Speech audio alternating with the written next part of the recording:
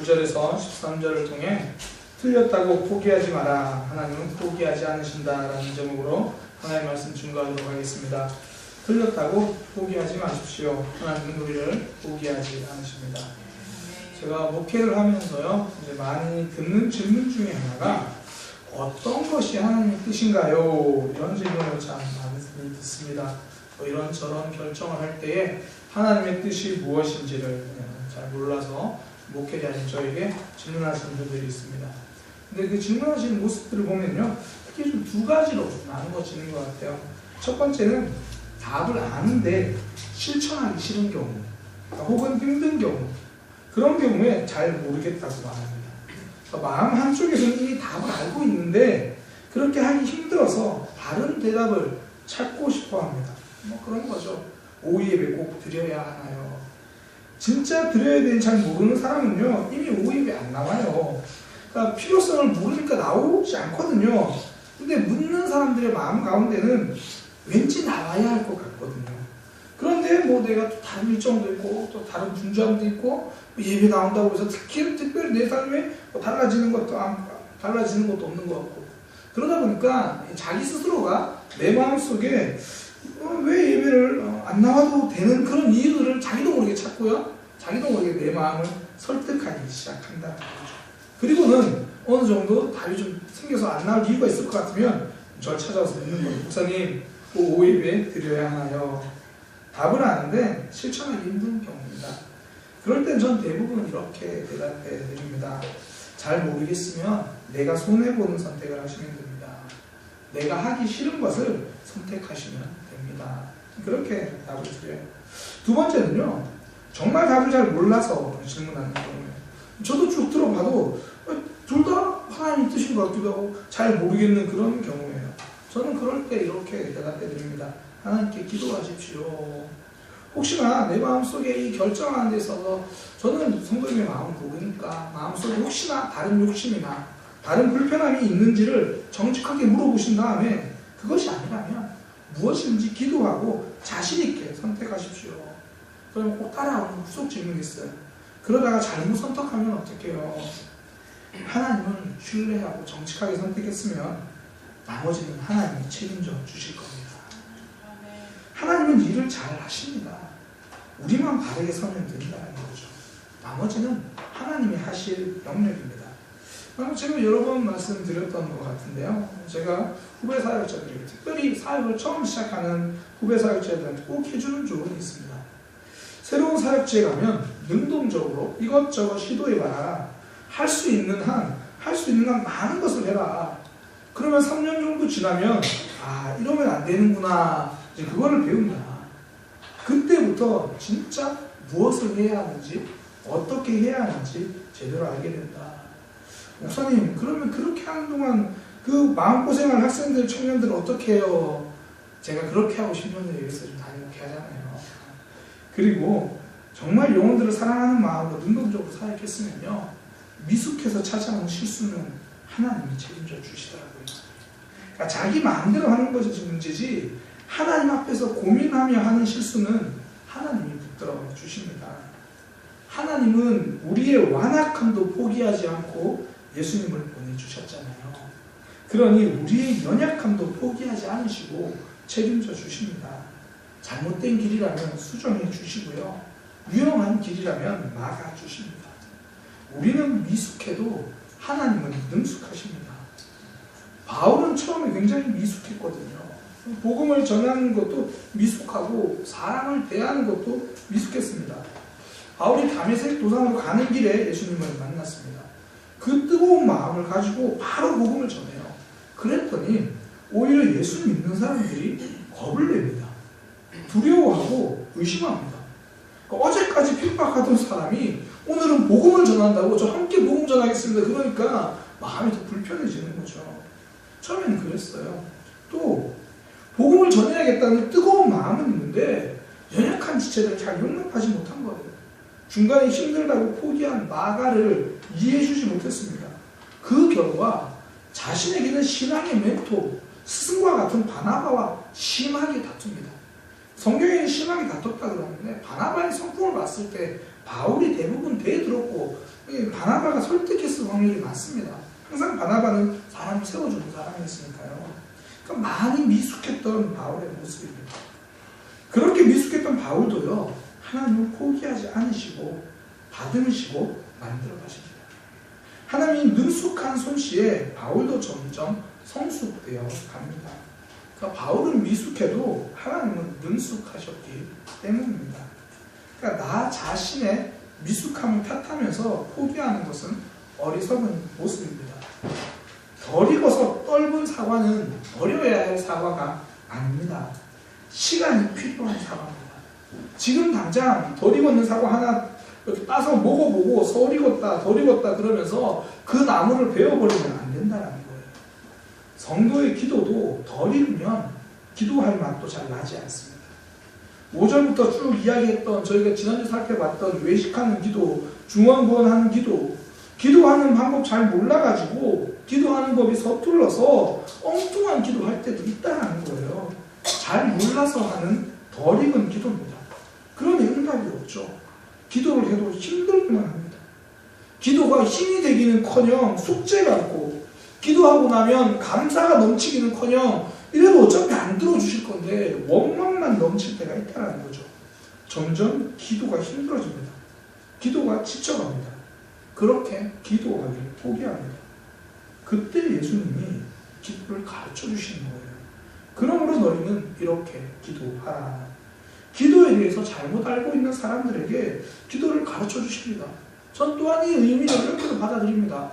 잘못하고 있지만 그래도 포기하지 말고 그러므로 계속 기도하라고 말씀해 주십니다. 우리가 틀렸다고 하나님은 우리를 포기하지 않으시거든요.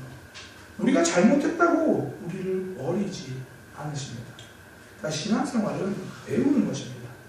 처음에는 잘못된 모습이 많다는 거죠. 한 집사님의 이야기입니다. 태어나서 처음으로 교회를 갔어요. 그랬더니 예배도 좋고 말씀도 좋고 목사님도 잘생겼고, 우리 교회는 아니에요. 그래서 계속 신앙생활을 해야겠다 이런 다짐을 했습니다. 그러면서 구역 모임도 하고 구역 식구들과 함께 훈련학교도 했습니다. 그런데 이제 그 교회는 훈련학교 숙제가 굉장히 많은 그런 훈련학교였습니다. 우리 교회 아니라고요. 굉장히 훈련학교 숙제가 많았습니다. 그래서 그 남성분이 이제 퇴근하고 나면 저녁에 좀 피곤해도 하루에 1시간 내지 1시간 반은 숙제를 해야 된대요. 매일. 그래야지 훈련학교 숙제를 마무리한답니다. 그렇게 숙제를 하는데, 그러면서 이제 구역 식구들끼리 서로 카톡 메시지로 격려도 하고 질문도 하고 뭐 먹었는지 올리기도 하고 뭐 이제 그렇게 해요. 즐거운 시간이다 그러면서. 그분도 하루는 퇴근하고 숙제를 하고 있는 자신의 모습이 대견한 거예요. 교회도 열심히 다니고 숙제도 하고 그래가지고, 저도 지금 카톡으로 저도 지금 퇴근하고 훈련학교 숙제를 하고 있습니다. 그러면서 이제 훈련학교 숙제하고 있는 모습을 사진으로 찍어가지고 카톡에 다 올린 거예요. 그 사진에는 거실 탁자 위에 성경책이 펼쳐져 있고 훈련학교 교재가 펼쳐져 있고 그 위에 맥주 한 캔이 딱. 그러니까 그분은 전혀 어색하지 않았던 거예요. 뭐가 잘못인지도 몰랐습니다. 교회라고는 처음 가보는데 회사 다니는 사람들 봐도 늘 술 마시거든요. 그러니까 회사 다니면서 교회 다닌다는 사람들 봐도 늘 술 마시고, 그러니까 교회 처음 가는 그 사람한테 술 마시면 안 됩니다 이렇게 말해주는 사람도 없고, 그리고 그러다 보니까 본인은 퇴근하고 맥주 한잔 하는 거는 내 삶의 뭐 작은 그냥 삶이라고 생각하는 거예요. 그 퇴근하고 훈련학교 예습하기 위해서 냉장고에서 맥주 한 캔 꺼내고 성경책 펴고 훈련학교 교재 펴고 기도하고 이제 그리고 숙제를 한 겁니다. 그러니까 그분이 사진을 올리는 순간 카카오톡이 침묵이었대요. 한동안 침묵이고 나중에 구역교사가 이후에 차근차근 설명해 주어서 알게 되었습니다. 저도 나중에 이제 그쪽 구역 모임에 들어가게 돼서 저한테 그런 얘기 해주더라고요. 목사님, 예전에 이분이 그렇게 했던 분이에요. 사실 우리가 이렇게 극적인 사건뿐 아니라 교회에 처음 가면요, 어떤 교회는 예배 시간에 앉았다 일어났다 언제 일어나야 되는지 말도 안 해줘요. 왜냐면 다들 아시니까. 처음 가는 분들은 눈치로 배워야 됩니다. 지금 일어나는 건가? 지금 앉는 건가? 구역 모임에 가도 어떤 이야기를 해야 하는지, 어떤 이야기는 하지 말아야 하는지 잘 알지 못합니다. 이런 교회 생활뿐 아니죠. 예배를 왜 드려야 하는지, 기도는 왜 해야 하는지, 어떻게 해야 하는지 하나하나 배우는 것, 그것이 신앙생활입니다.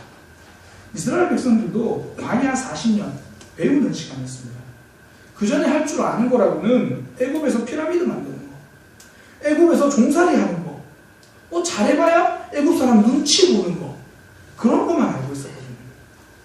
그러던 이스라엘 백성이 광야 40년 동안 먹여주시는 하나님을 배웁니다. 인도해 주시는 하나님을 배웁니다. 안식일은 어떻게 지켜야 하는지, 하나님 앞에 어떻게 제사 드리고 어떻게 예배해야 하는지를 배웁니다. 이스라엘 백성들은 시내산에 머물러 있으면서 배우지 않았습니다. 광야를 걸어가면서 배웠습니다. 시내산에서 율법을 받고 성막을 만드느라 1년 남짓 거기에 있긴 있었어요. 그러나 진짜 그 말씀을 배운 것은 광야 길을 걸어가면서입니다. 진짜 배움은 방에서 배우는 것이 아니라 길에서 배웁니다. 하나님은 소년 다윗을 왕으로 삼기 위해 기름을 부어 주셨습니다. 그리고 다윗에게 왕이 어떤 사람인지를 배울 수 있도록 선생님을 붙여주신 것이 아니라 그를 죽이려고 쫓아오는 사울 왕을 붙여주셨습니다. 그러면서 다윗이 배운 것은 하나님을 붙들지 않고는 내 생명이 보존될 수 없구나. 하나님 아니면 승리할 수 없구나. 그 도망가는 길에서 하나님을 배운 겁니다. 다윗은 왕궁 방 안에서 왕으로 준비된 것이 아니라 길에서 준비되었습니다.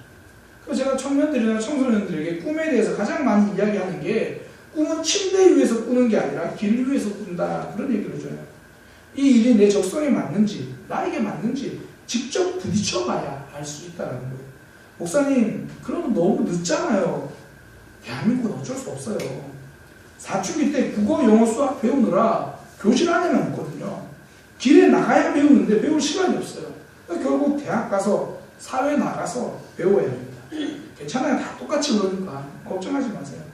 뭐가 좋을까 고민하는 시간에 부딪혀보는 것, 그 길이 빠릅니다. 아니, 그 길이 바릅니다. 거기서 배우시는 거예요. 그렇게 찾은 꿈일수록 흔들리지 않습니다. 선명합니다. 꿈도 길 위에서 찾는 것이기 때문입니다. 기도도 배우는 가장 좋은 방법은요, 기도 훈련 학교가 아니라 직접 기도하는 것입니다. 그러므로 너희는 이렇게 기도하라. 물론 당분간 금요 기도회 때 이제 예수님이 가르쳐 주신 기도를 함께 살펴볼 것입니다. 그러나 아무리 말씀을 듣고 외우고 그래도 기도하지 않으면 절대 배우지 못합니다. 한 남성이요, 정신과 의사를 찾아간 거예요. 그러니까 자기가 잠자리에 자려고 누우면, 아마 미국이니까 침대에 누우면 침대 밑에 자꾸 사람이 있는 것 같아요. 누군가 있어가지고 자꾸 불안해가지고 잠을 못 드는 거예요. 그리고 내려서 침대 밑에 살펴보면 아무도 없고, 또 자려고 누우면 침대 밑에 누가 있는 것 같고, 또 살펴보면 아무도 없고, 밤새 엎치락뒤치락해서 잠을 못 잔 지가 벌써 열흘이 넘었다고. 그래서 이제 정신과 의사에게 뭐 방법이 없습니까? 그러니까 정신과 의사가 한 3개월 정도 저와 꾸준히 상담을 하시면 나을 수 있습니다. 치료비가 얼마입니까? 뭐 대충 그때 우리나라 돈으로 한번 상담하실 때마다 3만 원입니다. 좀 비싸네요. 제가 생각해보고 오겠습니다. 그리고는 안 찾아오는 거예요. 얼마 후에 그 길에서 우연히 의사가 그 남자를 만났습니다. 의사가 물어본 거예요. 왜 병원에 안 오셨습니까? 사실 좀 비싸서 그렇습니다. 하지만 이제 병이 깨끗이 나았습니다. 어떻게 해요? 제가 아는 친구가 방법을 가르쳐 줬습니다. 어떻게 했습니까? 침대 다리를 잘라버렸습니다. 더 이상 침대 옆에 사람이 있는지 고민하지 않는 거예요. 그러니까 어떻게 해야 될까 고민하는 것보다 때로는요, 움직여서 실천하는 게 훨씬 더 능력이 있다는 거예요. 어떻게 기도해야 될까 고민하는 것보다 더 중요한 거, 기도를 실천하는 것. 능력은 여기서 나옵니다. 그래서 기도를 배우기 가장 좋은 시간은 금요 기도의 시간입니다. 마치고 함께 기도하는 시간이 있기 때문입니다. 실습이 있어야 실력이 쌓입니다. 진짜라는 거죠. 예수님도 제자들을 부르시기 전에요, 가르치시고 귀신 쫓는 권능을 주셨습니다. 그리고 제자들을 전도 현장으로 보내십니다. 실습 현장으로 보내십니다. 제자들 입장에서는요, 예수님 없이 처음 하는 전도예요. 여럿이 함께 보내지도 않으셨습니다. 둘씩 짝을 지어서 보내셨어요. 그러니까 방법도 잘 모르겠는 거죠. 예수님이 말씀하셨는데, 예수님이 기도하셨던 모습, 예수님이 말씀하실 때 그 모습 옆에서 보기는 했지만 내가 직접 할 거라고 생각을 못했거든요. 그러니까 모든 것이 자신이 없고 어렵습니다. 저도 부산교회에 있을 때요, 처음으로 사회를 본 적이 있어요. 사회를 보고 설교를 해야 되는데 늘 담임 목사님이 사회 보시는 거 볼 때는 전혀 어렵지 않았거든요. 뭐 할 수 있겠다. 막상 담임 목사님 출타하시고 사회 보고 설교해야겠다고 생각을 하니까요, 한 3주 전부터 저 혼자 설교를 녹화하기 시작했어요. 시간 다 체크하고 멘트 다 적고, 이게 막상 하려고 하니까 쉽지 않죠. 하시고 있거든요. 쉽지 않을 거예요. 화이팅 죽었다. 막상 그러면 쉽지 않습니다. 저도 그랬어요. 옆에서 보는 것과 하는 거 달라요. 제자들도 그렇습니다. 모든 것이 자신 없고 어렵습니다. 그런데 예수님은 이런 제자들의 마음도 모르시고 그냥 보내시는 거예요. 현장으로 내모십니다. 그렇게 내몰리듯 떠난 제자들이 귀신도 쫓고 병도 고칩니다. 현장이 능력을 경험하는 통로가 됩니다. 현장이 없으면 능력도 없습니다. 오늘 기도하실 때요, 병 고침을 위해서도 간절히 기도하시기 바랍니다. 병 고치는 기도는 배워서 하는 것이 아닙니다. 기도해서 하는 겁니다. 사람들이 오해하는 게 하나 있는 게요, 병 고치는 치료 은사자가 있다라고 생각합니다. 이거 오해입니다. 하나님은 치료 은사자를 세우신 적이 없습니다. 그때그때 치료 은사를 주실 뿐입니다. 바울도 모든 병을 다 기도로 치료한 건 아닙니다. 바울이 감옥에 있을 때요, 빌립보 교회 성도들이 바울을 돕기 위해서 에바브로디도를 보내줬어요. 근데 바울을 도와야 할 에바브로디도가 거기서 병들었어요. 성경에 보니까 병들어 죽게 되었대요. 그래서 빌립보서 보면 바울이 그런데 하나님이 낫게 해주셨다라고 하는데요, 내용의 흐름상 병이 생겼네? 기도했다, 나았다, 그런 의미가 아니라 한참을 고생하고 염려하고 그렇게 해서 병이 나았어요. 바울도 질병을 기도해서 바로 치유된 것도 있지만 그렇지 못한 적도 많았다는 거예요. 바울이 치료 능력이 있는 것이 아니라 하나님이 때때로 필요에 따라 치료 은사를 주실 때가 있는 거예요. 우리도 그렇습니다. 오늘 이 밤에 하나님이 우리 중 누군가에게 치유의 은사를 머물게 하실 수 있습니다. 저와 여러분을 통해 치료가 가능하다는 겁니다. 하나님이 치료 은사 주시는 거예요. 누구를 통해서 역사하시는가요? 기도하는 사람이요. 누구를 통해서 역사하시니까 오늘 지체를 가슴에 품고 기도하는 분들입니다. 요즘 우리 교회 기도자는 정말 많잖아요. 특별히 부모님들을 위해서 우리 청년 누나 어머님부터 시작해서 우리 집사님들의 부모님은 정말 기도가 필요한 때입니다. 하나님은 기도로 분명히 역사하신다고 약속하셨거든요. 어떤 기도요? 기도하는 사람의 기도요. 우리에게 역사하실 겁니다. 기도의 현장이 기적의 현장입니다. 현장이 없으면 능력이 없습니다. 사람이 쉽게 파놓는 함정, 옳고 그름의 함정이죠. 옳고 그름을 다투느라 어느 것이 더 좋은지 회의하느라 실천할 시간을 놓치게 만듭니다. 아주대학 병원 제가 가끔 소개하죠. 그 이국종 교수, 중증외상센터 병원장이잖아요. 그쪽 센터장. 그래서 그 건물을 세우는 과정을 이국종 교수가 이렇게 묘사했습니다. 나는 뜻을 굽히는 대신 사방의 머리를 조아렸다. 이쪽 저쪽에 나의 사과를 우겨 넣어서 공사는 시작됐다. 그러니까 정부에서 지원이 있다고 하니까 중증외상센터 건립을 추진했지만 막상 공사하려고 하니까 여기저기서 불편한 이야기를 하는 거예요. 우리도 병실이 없는데, 우리도 공간이 없는데 여기저기 그렇게 막 아쉬운 얘기하고 불만을 이야기하고, 이국종 교수는 그때마다 자신의 잘못도 아닌데 사과를 하고 죄송하다, 죄인처럼 다닌 거예요. 그 결과 공사가 시작됐어요.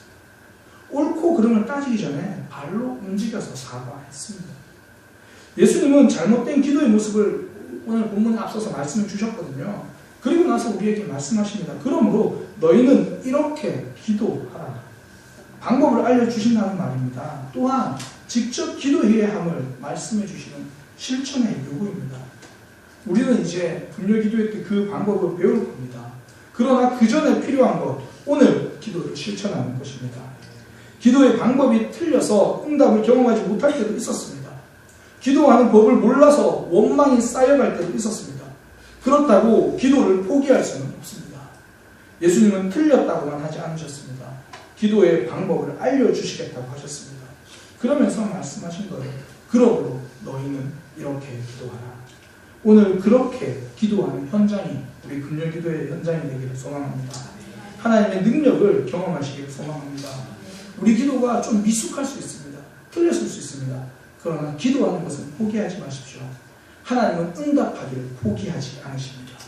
오늘 우리가 기도 현장을 통해서 하나님의 응답과 하나님의 능력과 하나님의 기적을 경험하는 오늘 금요기도의 시간이 되기를 소망합니다.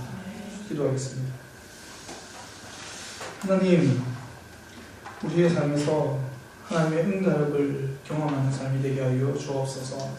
치유의 역사를 경험하는 삶이 되게 하여 주옵소서. 기도할 때 하나님의 역사가 일어나는 그런 현장이 되게 하여 주옵소서. 그 현장을 위해서 현장에서 기도하겠습니다. 하나님 앞에 기도하기를 멈추지 않겠습니다. 주님, 우리의 삶을 붙들어 주시고 인도하여 주셔서 오늘 기도할 때 힘 주시고 능력 주시고 힘들고 지치고 일어나고 싶은 순간에도 한 번 더 기도할 수 있는 힘과 능력을 허락하여 주옵소서. 예수님의 이름으로 기도드립니다.